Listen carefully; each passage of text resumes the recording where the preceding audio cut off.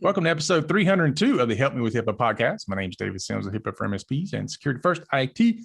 Joining me on location live in St. Petersburg, Florida, is Donna Grenville Carden. Yes, we are outside our normal boundaries, escaped and into the wild. That's funny. You think we have boundaries. Well, it feels like that. It's the first time I've been to a conference. It's nice to be in healthcare because, everybody's been vaccinated pretty much. It's, a whole different world. But and being at a conference is, it's kind of weird with people. How are everybody acting? Freaking out like, oh my God, I haven't seen you in forever. Come here, let me give you a distance hug. Yeah. That's the beauty of it. Yeah, today it's a crappy weather day, but hopefully it'll get a little better.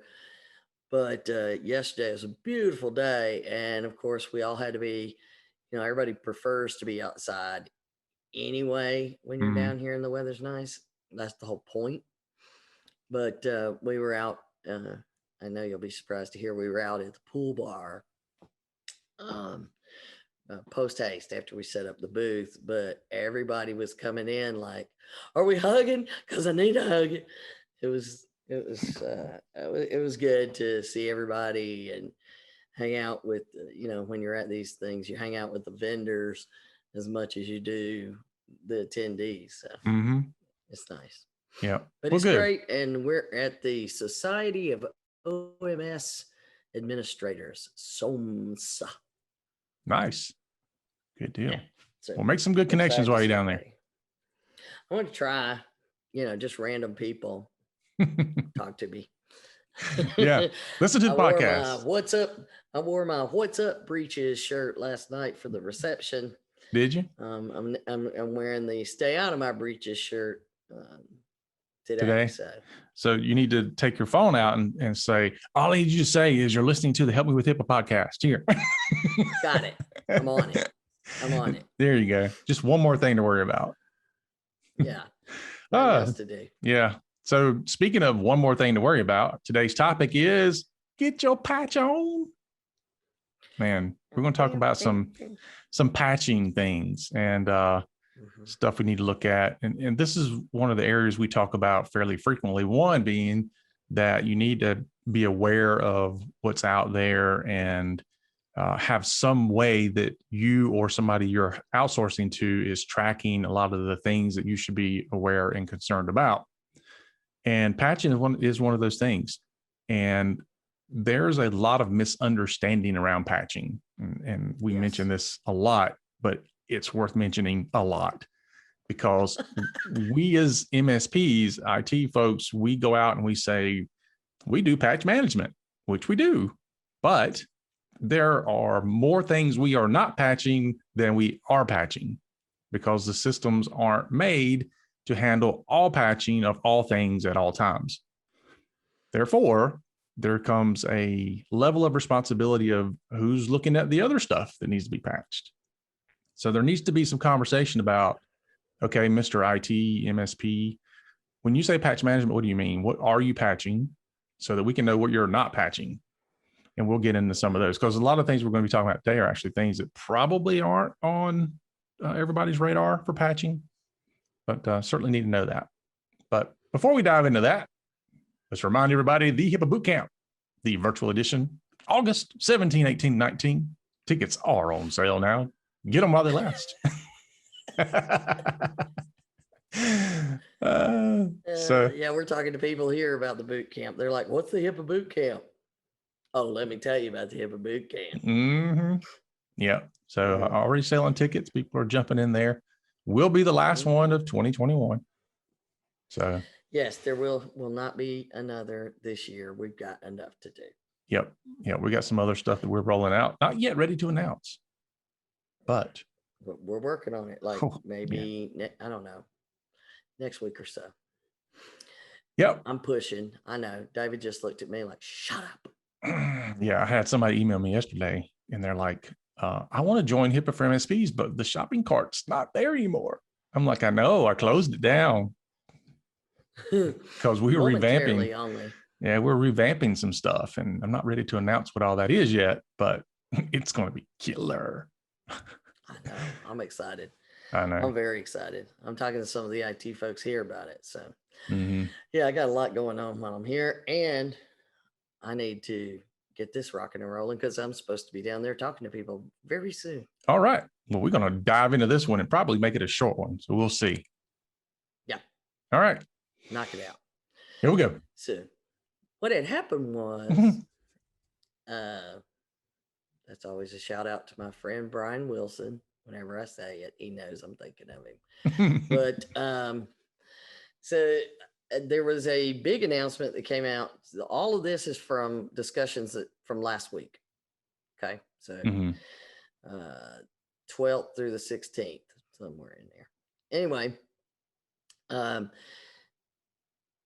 NSA, CISA, all of the people, with the scary stuff knowledge, they came out with an announcement that 5 publicly known vulnerabilities that are out there that are actively being used by the Russian cyber teams against us right now.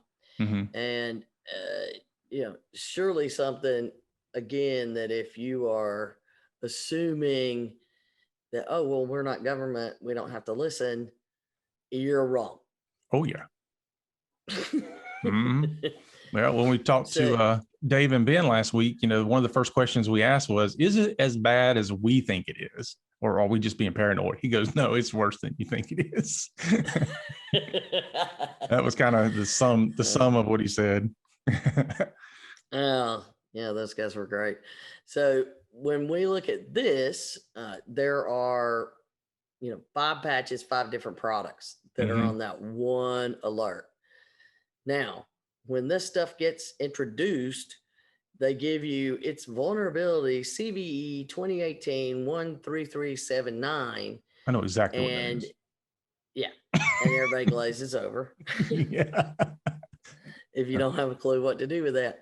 So what we want you to know is that, yes, these alerts may not make a lot of sense, but some of it is in English.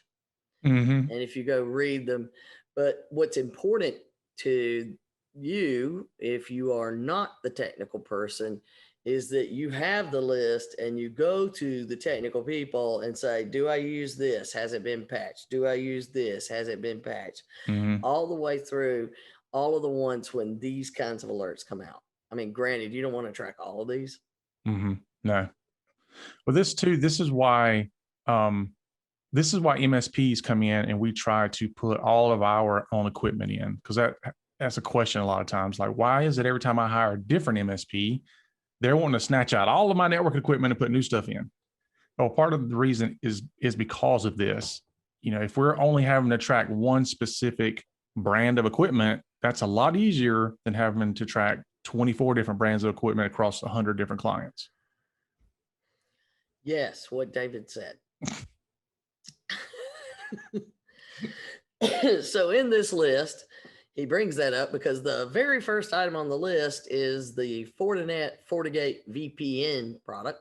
And so it tells you that if you have this, unauthenticated attackers can download system files via HTTP resource request.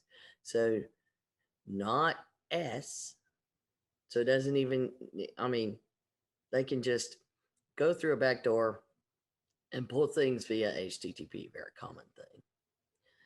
And would you say you knew the next one was Synacor ZIMBA collaboration suite? Yeah, so ZIMBA is like a business office suite for communication and collaboration. So think of it like an alternative to Outlook type thing. So you can set up your own webmail or use the browser for it or whatever. But and there's other things it can do, like instant messaging and stuff like that. But it's a collaboration suite. Hence the name, collaboration suite. There you go. So if you use that, it has one that's currently being attacked. And then guess what? Another Pulse Secure VPN. Yeah, VPNs are getting hit a lot lately. So, you get one, even if it's secure today, you still have to pay attention. Is it going to be secure tomorrow? Because some of these they're not terrible VPNs. They're good VPNs, but they're getting attacked. Yeah. So it's not like the ones where it's the VPNs that are in foreign countries hosted by the hackers. Well, and another thing I'd like to point out, the CVE 2018, CVE 2019, it's an Been around a indicator while. how old it is. Yes, that's not good. Just saying. Yeah, but you do need to make sure, because just like David said, it may not be. A lot of people have this attitude of, I don't need to patch my firewall all the time. Mm-hmm. I don't agree with that attitude, but everybody's got to make their own living. So for me, I've never heard it put that way, but I guess you're right. Well, patching is one of those things from an IT standpoint where it's like hold your breath and cross your fingers and click the button. It really is, because I remember one time we had a client that we had some automatic patching happen, and then their POS system went down, and it took hours to figure out that they had to have a 3-year-old outdated version of Adobe something to work, or Java or something like that. It was like, dude, this has been way outdated. Why? But it has to have that version or it won't work. Which tells you something about the security of the POS system. Mm-hmm. Yeah. So, but anyway, the whole patching thing is some people are like, if it's not broke, don't patch it. Just leave it alone. Let it go.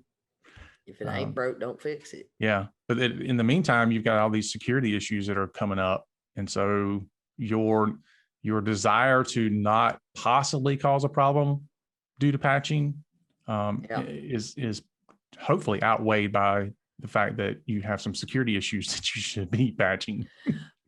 Which is that the key point that you used there was hopefully. Mm-hmm. Because that means that they're actually looking at this stuff and saying, okay, those we've got to do. Right. Because security is involved. I can give you that. If you will review them and make decisions, and I'm going to load this one because of a security thing, I'll give you that. But don't say we can't do any, because if it ain't broke, don't fix it. Because I promise you, it's probably broke. You just don't know it. The other downside to all this is, like, when you look at the VPNs and stuff like that, there are often times where your IT team, whether it's internal or outsourced, they don't know oftentimes what all you're using, because software sneaks into the environment, or you're not paying for that level of management. And of course, a lot of MSPs don't follow a lot of this stuff. They're not out there looking at all the threat vectors that are coming in. They're very hyper focused on kind of just protecting what they offer, the Microsoft products and Google and stuff like that. They're not looking at everything else you have. So, but somebody needs to be. That's the difference between IT and security. Oh yeah, absolutely. It's two different things. And if you think they're the same, back up. That might have been the case 10 years ago. Yeah. And that's gone.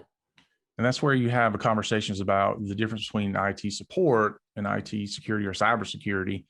Nowadays there's starting to become a separation of the two, which there should be. We have people that, they're wanting IT security, not so much IT support. And I'm like, wow, this is a change. Used to be, it was like, I don't care about security. I just want you to make sure my printer prints. I know. I do not miss that.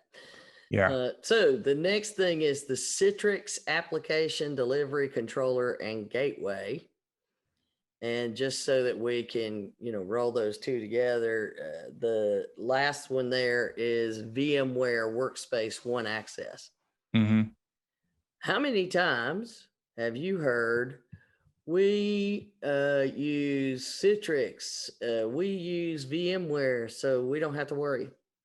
Yeah. I mean, you hear that frequently when people are using products that are, higher end products or more, well recognized. What's the old saying? Yeah. Nobody ever got fired for hiring IBM.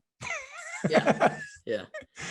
Yeah. That didn't last long, but in today's world, that if you make assumptions that anything is secure, you're over. You're not secure. Yeah. And The just realize minute, it's a point in time reference too. Like what you yeah, buy could be the absolute top of line best, secure everything today.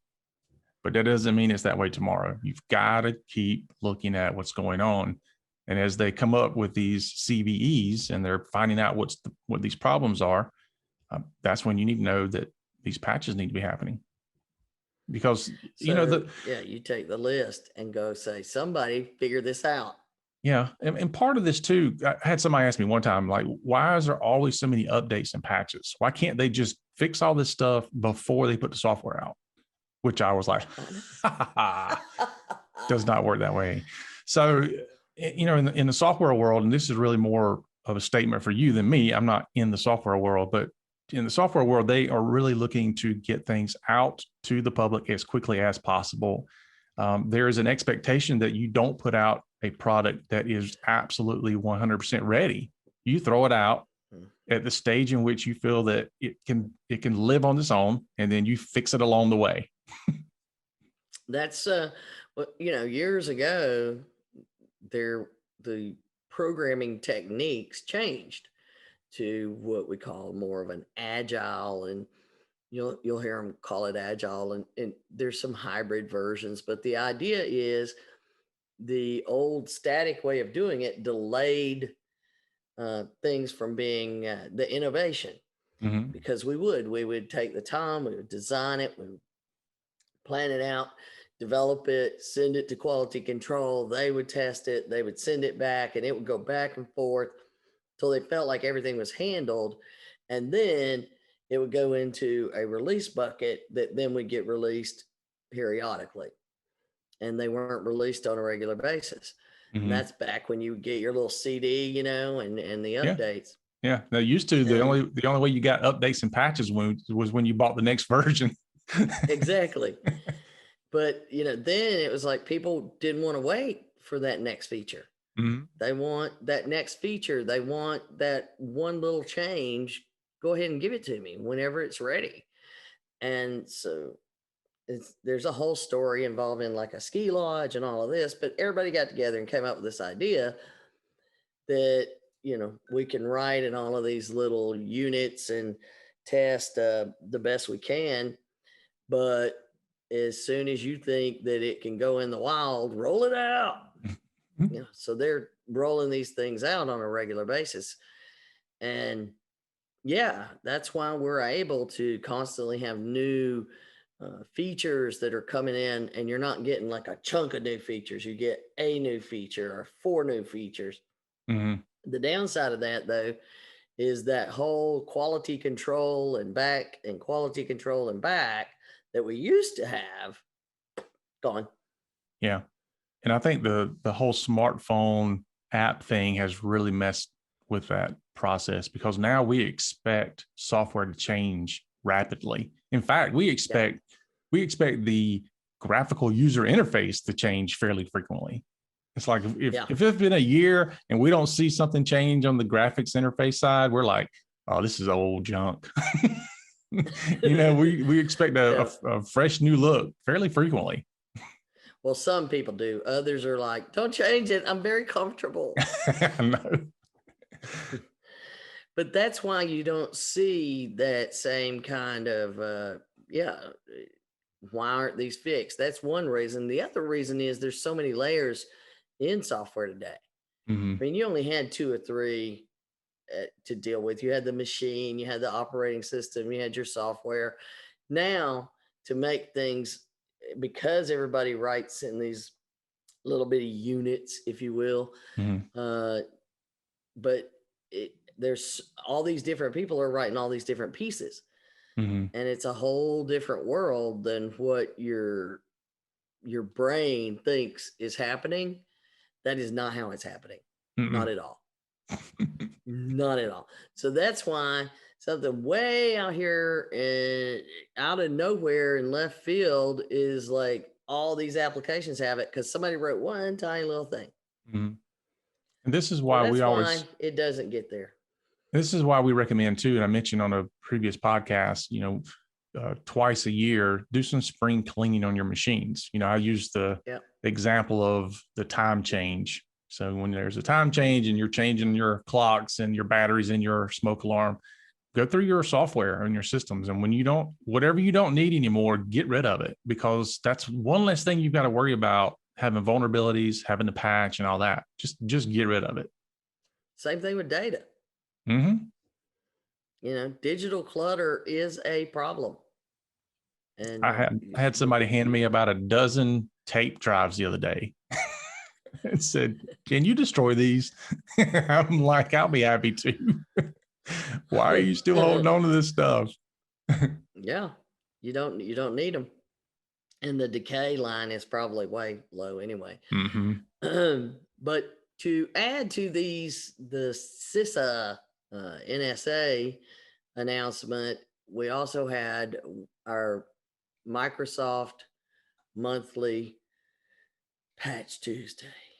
Yeah, this is always a stressful time for IT folks, because it seems that every time we have a patch come out, first of all, a good IT provider or IT, internal IT, whatever, hopefully they're doing some patch testing and whitelisting and all that.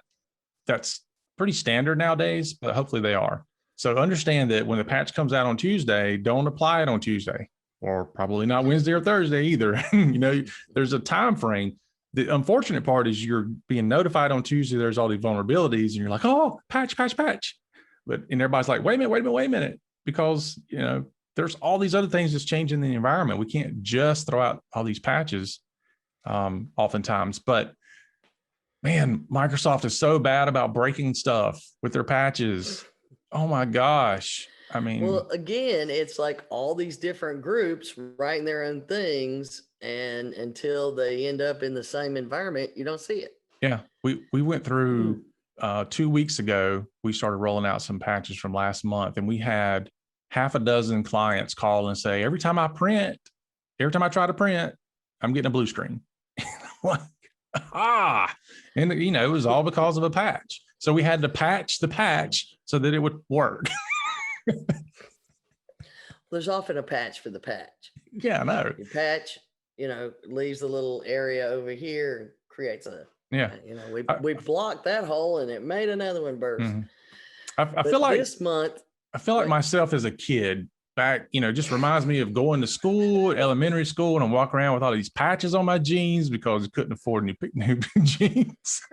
And there was patches on top of patches. When you wore a hole in your knee, you just got another patch on top of the patch.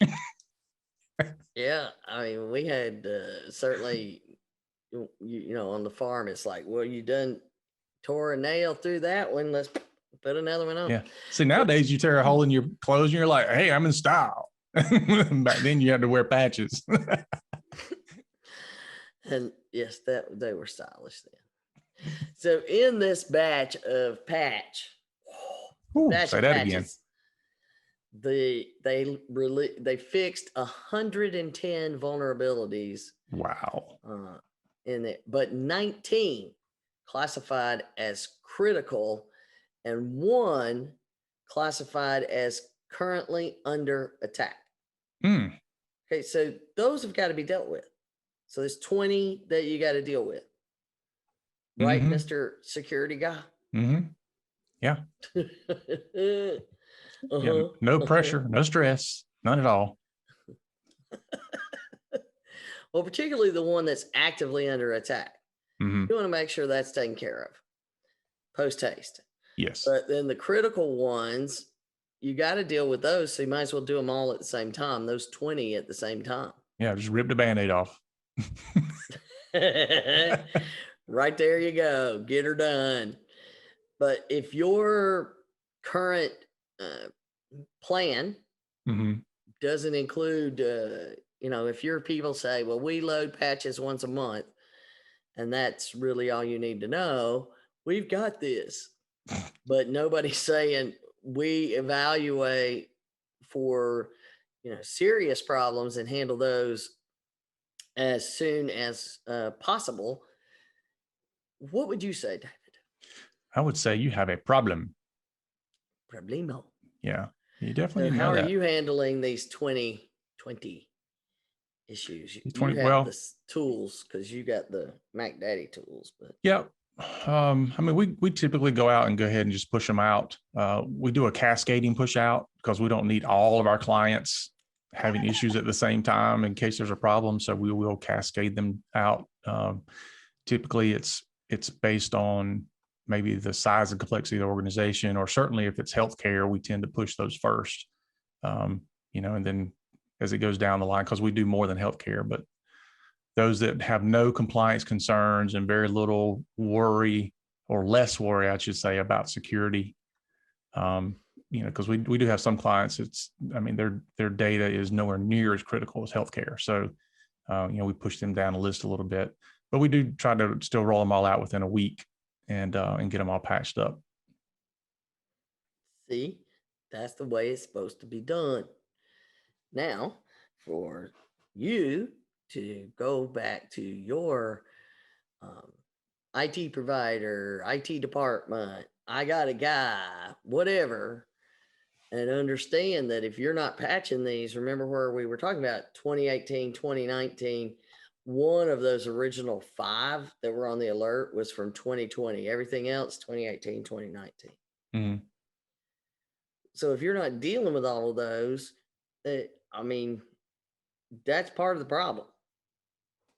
The big WannaCry and not pet you, that ransomware attacks that spread around the world rapidly within a 24-hour period. It was just everybody was getting shut down.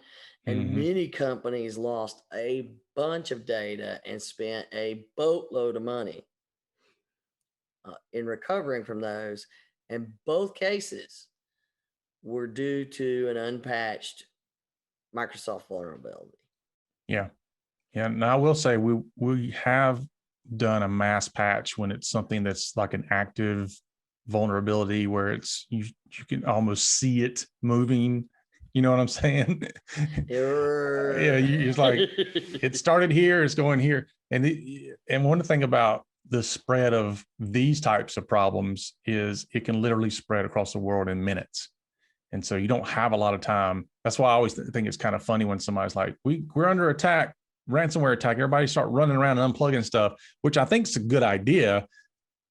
But it also serves to kind of promote the fallacy that this stuff moves slow. It doesn't. I mean, it can affect the entire organization in seconds. So it's not like you've got time to finish your coffee and go figure it out. I mean, you have to get to move on it. No. But when the SolarWinds hack thing happened, that as soon as they're identifying stuff, our team and our tools are already starting to look for the vulnerabilities, patching things that they need to be patched. It's looking for the file changes that the particular attack makes to see if the file changes are in effect. So there's a lot happening behind the scenes. Yes, but no one knows about it, do they, David? They just know everything's working fine. Yeah, there's that balance between, do you tell the client everything or do you only tell them some things? Because they don't want to know everything. Honestly, they don't. The other thing too is they'll get the fatigue of telling them almost daily, here's all these things we're doing to protect you. So you have to roll them up into, a monthly or a quarterly type of meeting or something like that. But you also don't want to freak people out. We stay freaked out enough in IT. I don't want to call my clients every day. Well, I as a client, I would like to see when these come out, here's a notification that the NSA, FBI, CISA, whoever released this, and we have reviewed all of our clients. Nobody's got it, or something along those lines. Mhm. And specifically, Microsoft, come on, everybody's out there assuming that it's taken care of. There were 19 critical and one actively being, tell me that. And we took care of it. Mhm. Then I at least know that you're doing things behind the scene that never caused a problem. And I can document that my people are paying attention so that I can prove somebody cares. Yeah, that's right. Because you got to prove it, prove it.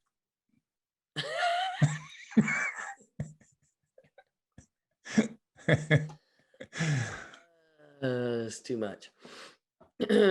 But if you are not worried about this because you assume that someone's taking care of it, but you haven't really had a conversation to understand it, Mhm. just like David brought up, he tries to tell people that you need to understand we don't patch everything, Mhm. but let's have a conversation about patching so that we know who's going to take care of the things that we don't take care of. Yeah. I mean, we even have people that hire us for IT and then they say, it might be a year down the road and they'll say something like, well, you're patching our phones, right? And I'm like, no, we never had a conversation about phones. I don't know where this come from. Well, yeah, we're not managing your phones. It's just, again, it's just one of those things where there just needs to be more communication between IT and the other decision makers, because there's so many things that people just go, oh yeah, IT's got it. Really? Well, can you confirm that? Yeah. IT's got it. I'm not worried about it. Yeah. Well, I You think should be discussing what they're doing to deal with the changing threat landscape. It is happening. Mhm. Yeah. And if you're Go here forth and ask questions. and if your response you're getting is, don't worry about it, or we got this, or how dare you ask me that, or a bunch of tech jargon talking over your head, whatever. If any of those are the responses you're getting, that's a bad sign. Yeah. Well, you remember the story Gary told where a fairly large practice of some sort that they get called into to respond to data breach, ransomware attack, something like that.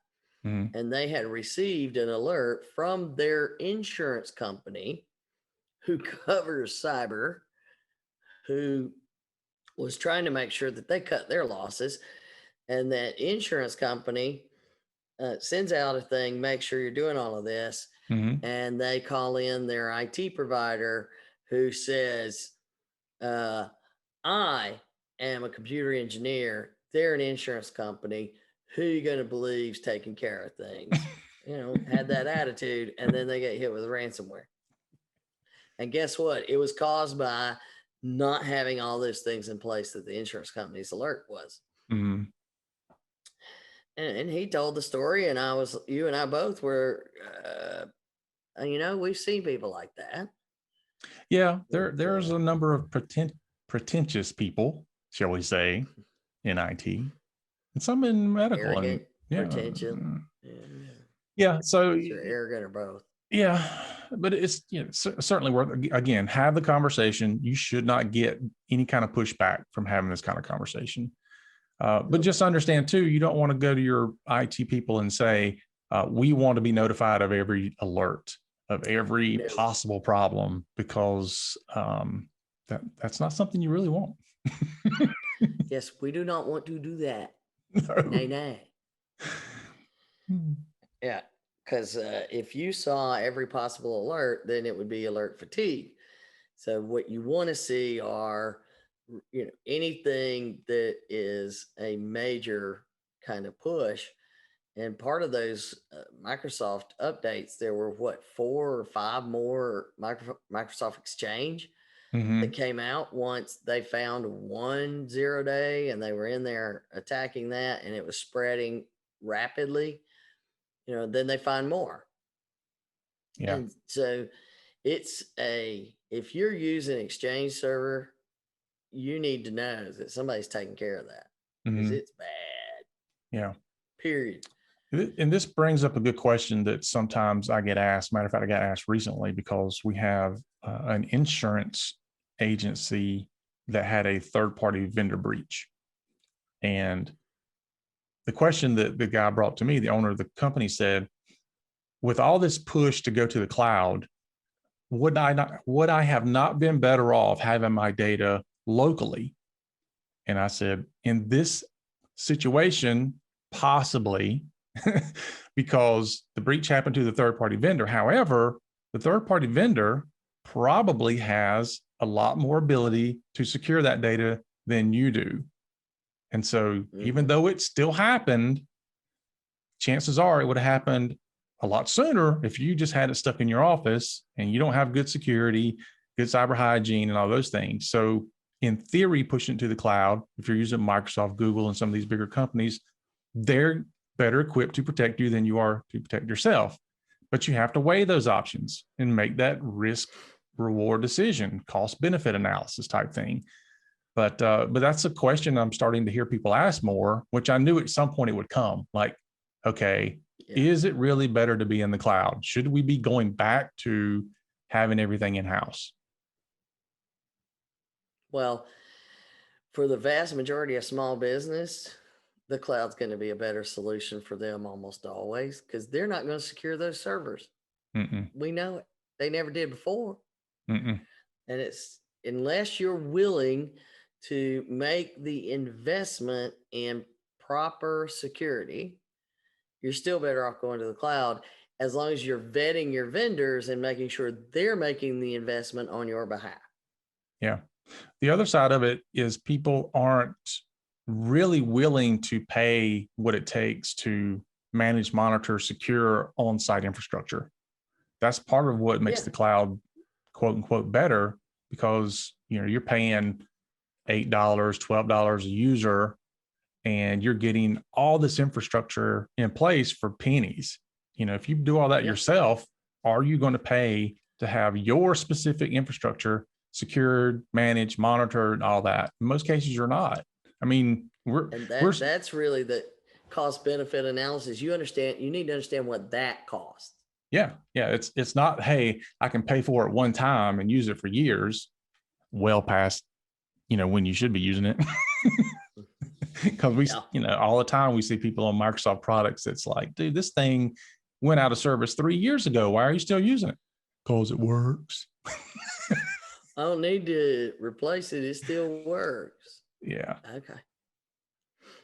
Yeah. Anyway. So that's where the big cost is to understand ongoing maintenance and security is going to be a level of expense that you must incur in order to bring things back on-prem. Yep. I'm sorry. In order to bring things back into your office, I'm trying to speak English. On-prem is on premises. Yeah. So if you are not willing to make that investment, then stay in the cloud, please. Just vet the vendors and understand what you're getting. If you're getting the cheapest vendor out there, might want to ask why they're so cheap. Oh gosh. Cheap. Yeah. We have that conversation sometimes with prospects. Why are you so much more than everybody else? I'm like, you should be asking them, why are they so much cheaper? That's scary, because I know what it takes to do what we do, and there's no way you can do it at that price point. So they're cutting a lot of corners somewhere. You really need to be concerned about that. You're such a sales guy. No, it's well, maybe a little bit. But I do think people they often don't ask the right questions. And part of what I try to do is get people to understand these are the questions that you should be asking and things you should be thinking about. It's not all about, really, at the end of the day, the dollar amount should be the very last thing you're concerned about. You should be talking about business associate agreements first, and then you should be talking about what you're doing to secure people and how you're handling patch management. All those things should be out on the table first. And then you start looking at the price. But typically it's backwards. Give me a price and then we'll decide if we can talk. We'll talk then. Yep. All right, Mister, I'm supposed to be downstairs in 3 minutes, All right. standing at the table, smiling at people. You will be. So that is our show for today, folks. Thanks for listening. Be sure to catch us next week for another exciting episode. And until then, remember, for Don and myself, HIPAA is not about compliance. It's about patient care.